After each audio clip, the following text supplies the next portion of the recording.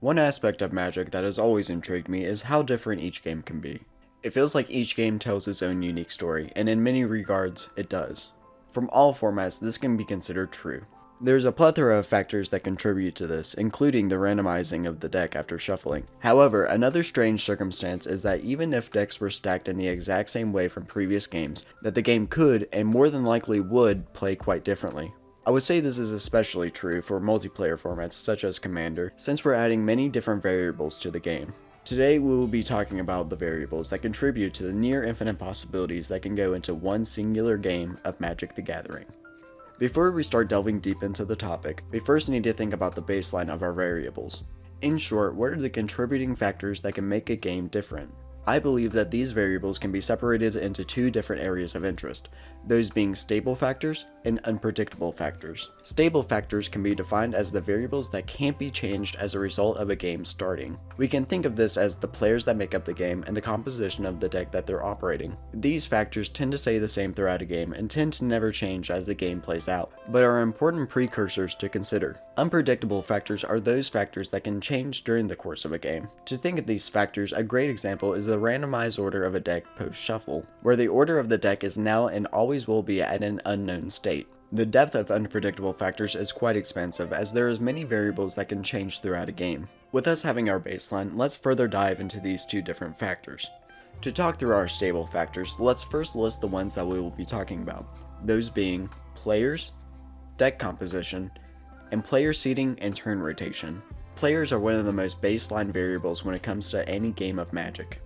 They bring many life experiences and personalities to the table for a current and present mindset that will be interacting with the game. These players come with a set understanding and intuition about the game and its rules. Though players will likely learn from every game that they play, these variables tend to happen post-effect endgame and will change the way they play in later games, not necessarily relating to a current game. Players are what make the game though, and should always be considered on how a game will ultimately play out, as many people have many different playstyles. Our next factor to look at is deck composition. Deck composition are the set cards that comprise the entirety of a deck. A deck's composition may be changed before or after a game, but during a game cannot be changed on its own baseline level. The cards that make up these decks have a plethora of options, but these options are limited to what the maker of the deck decides should be put in. Though there is a wide range of options for decks to create and choose from, the composition to such is what we will consider a stable factor.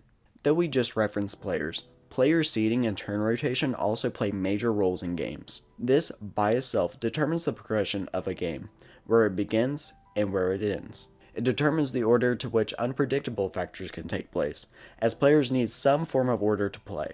Depending on the game, these factors can be some of the most important, as some players and decks want to be ahead of turn rotation, to value off being slightly ahead of other players.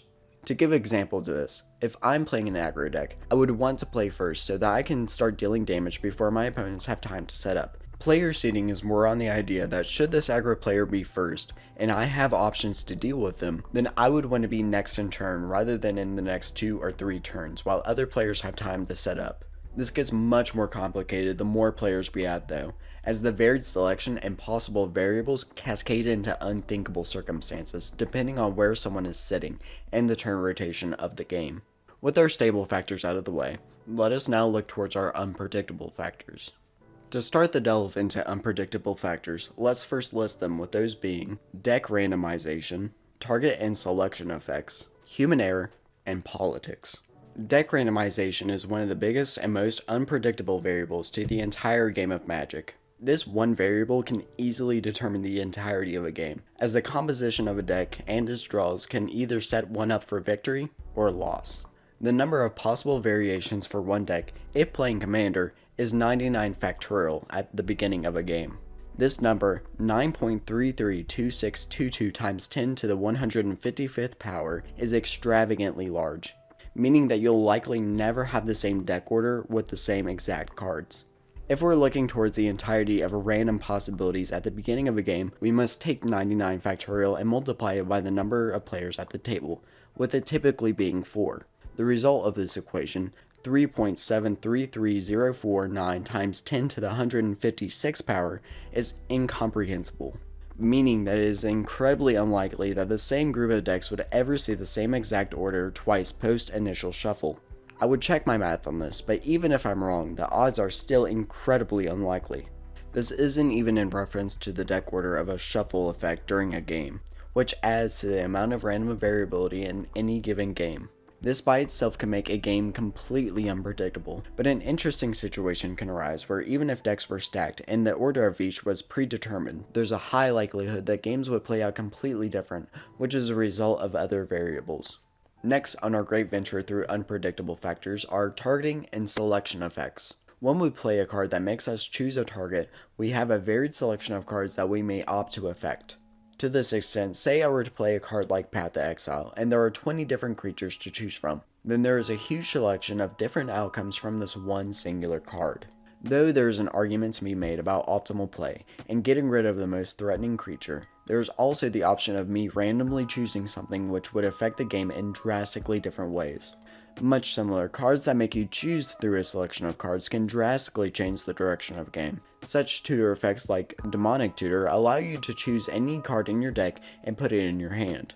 Again, casting aside optimal play, any card in that selection will have an equal chance of being selected and can drastically change the outcome of a game depending on what is selected.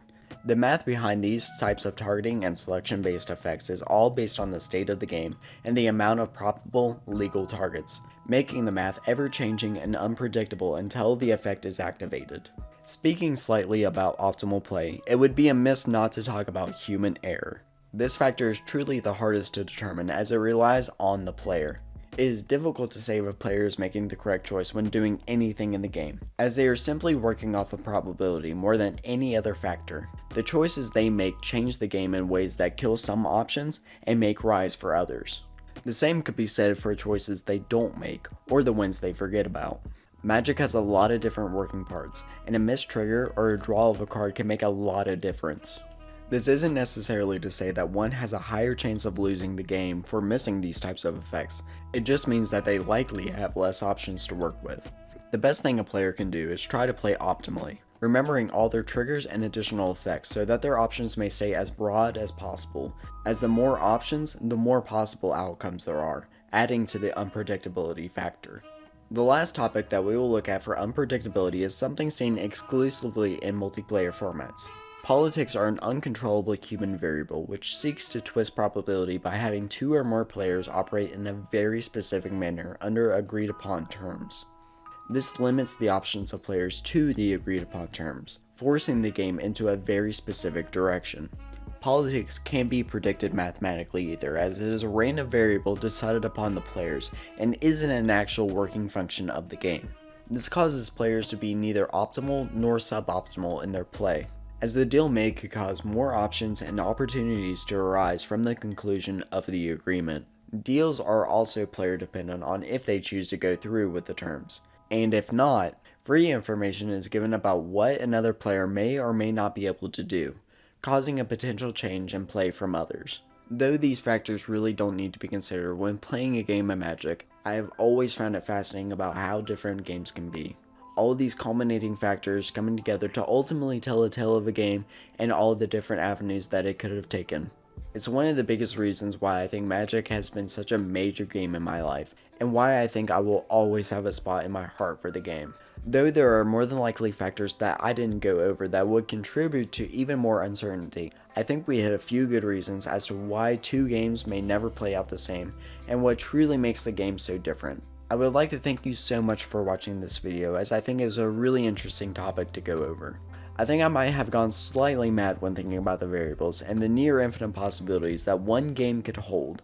It's a bit different from what I'm used to, but I hope it's something that I can do more of in the future.